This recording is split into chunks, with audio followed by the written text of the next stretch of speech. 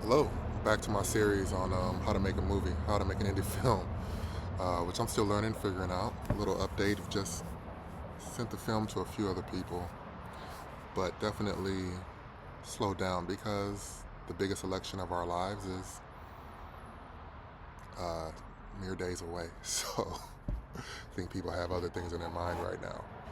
But still in contact with people and,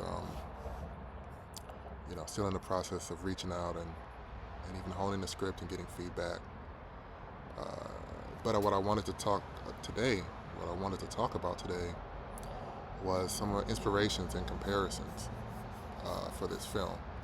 So you can see what I was getting at, what I'm leaning towards, and kind of a feel for what this film can be.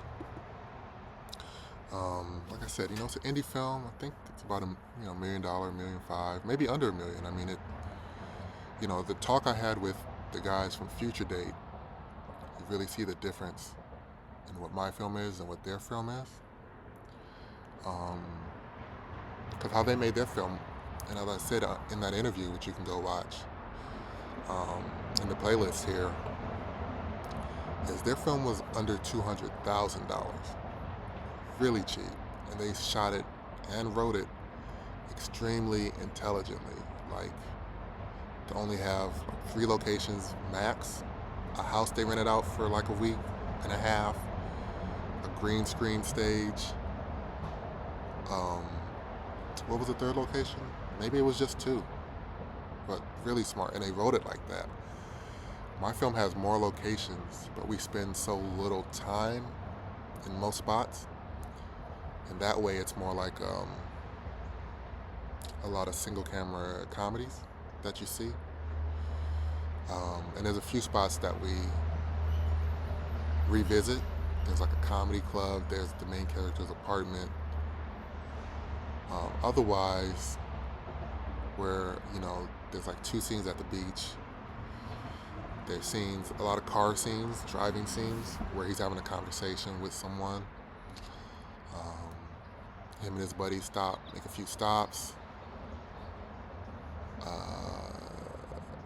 Did a couple date scenes. So, we're bouncing around. We're at places where, we're going to spend a day or a half a day in a location. And that might be the whole day of shooting. Or we'll jump to another location and do 2 in one day, which is always tough. That's called a company move. And company moves can weigh on a production, but it also just depends on how long the scene is. A number of scenes are also one-person scenes where he's on the phone with someone. So I would do like a FaceTime situation. Or some of them are not FaceTimes and they're old-fashioned phone calls, just voice. So there's potential there to do split screens, which are easier to shoot, and to do just voiceover. So those are things that I wrote in purposely to make the film a little cheaper and a little easier to do. But it's also just part of the story. Like, he would be having these phone calls. He would talk to like his mom and his dad on the phone at different times and things like that. So, that being said, let me get into some inspirations. First one I want to talk about is Better Luck Tomorrow by Justin Lin. Justin Lin's first major film. I believe he did a small one before this. But the thing I like about Better Luck Tomorrow, I like the way it's shot. I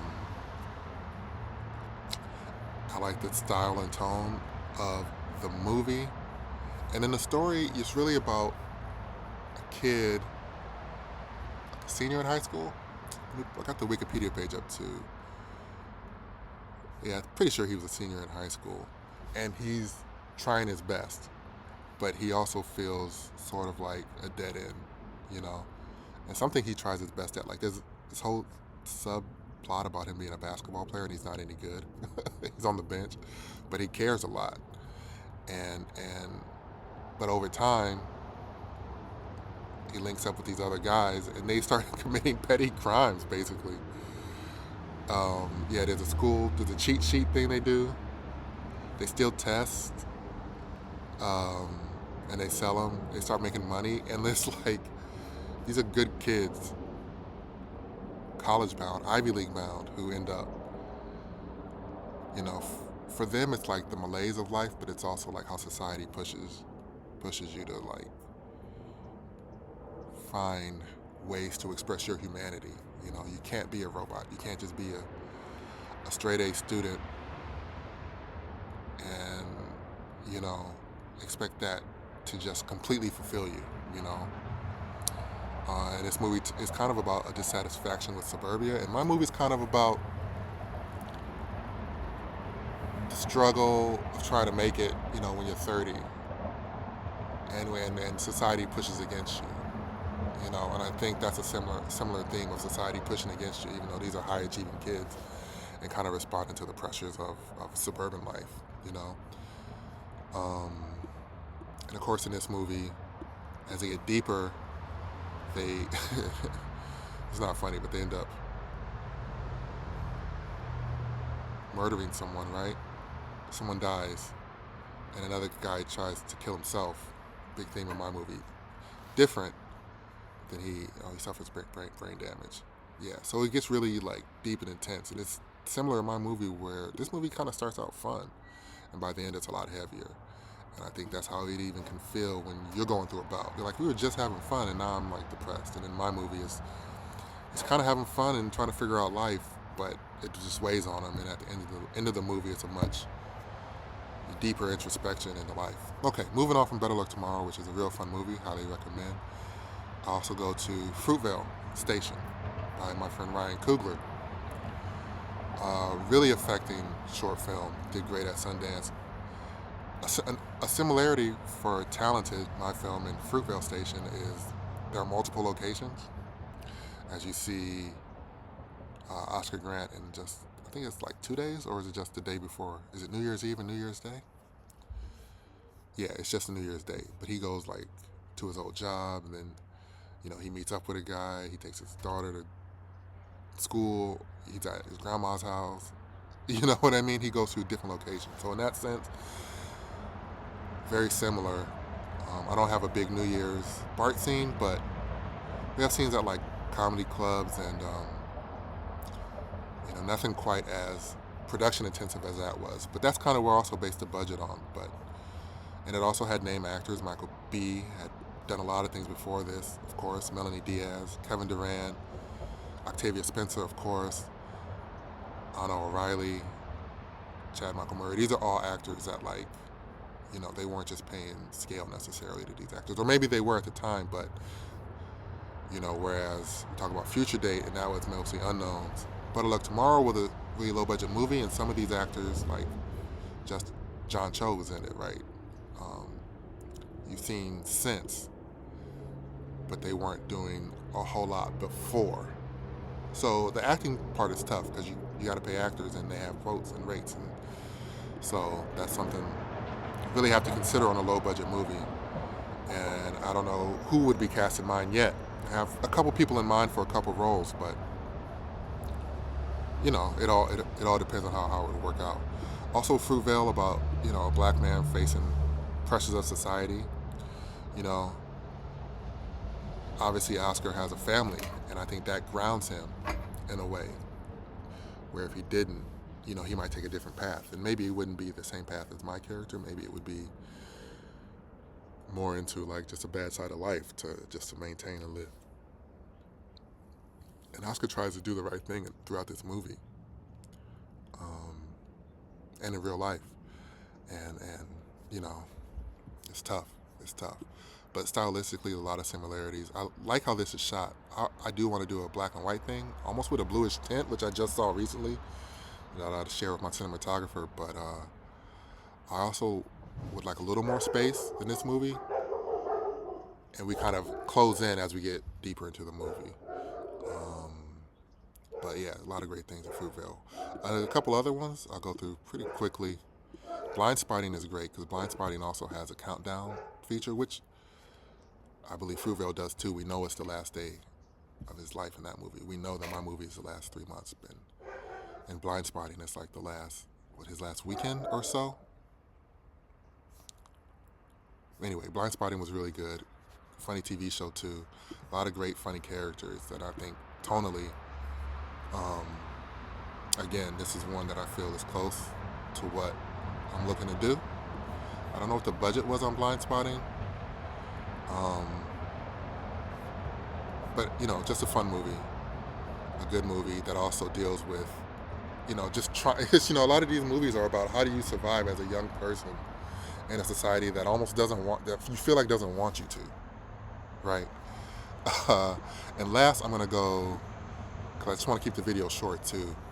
I'm gonna go to the Safdie brothers. Their work with Uncut Gems and Good Time are what I want to specifically point out. And these are like, I think, the pace of my movie times, you know what I mean? There's an exponential increase in what they did with these movies and the intensity and the uncomfortableness.